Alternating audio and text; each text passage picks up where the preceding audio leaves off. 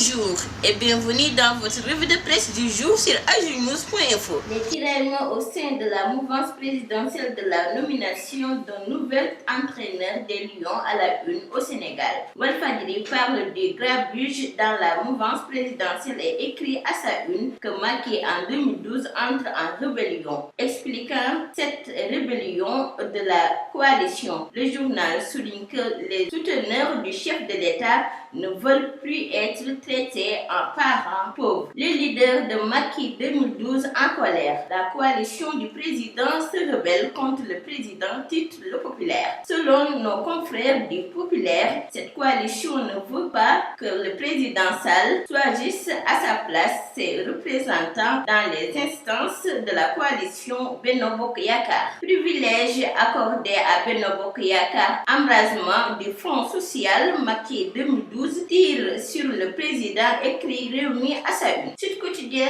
s'intéresse à la concrétisation des orientations relatives à l'emploi des jeunes et écrit que Macky Sall met le gouvernement sous pression. Le Témoin ressuscite l'ex-porte-parole du Parti socialiste PS mouvance présidentielle absente des instances du parti et s'interroge que prépare Aïssata Tall Sall. Pendant ce temps, Mamadou Diop Decroix, coordonnateur du Front patriotique pour la défense de la République, opposition, estime à la une du journal Enquête que la situation est explosive au Sénégal. Il justifie ses propos par le futur. La violence verbale, policière et judiciaire est favorable à tous les excès. Séance d'explication à Tivaouane. Al-Amin, porte-parole des Tidjanes, sermonne les émissaires de Wade et note son côté Le Quotidien. La Tribune ouvre sur ce comité du Parti démocratique sénégalais prévenu aujourd'hui et fait état d'un tapis rouge pour Karim Wade. L'AS s'intéresse à ce dernier, notamment avec son procès et parle de ce scandale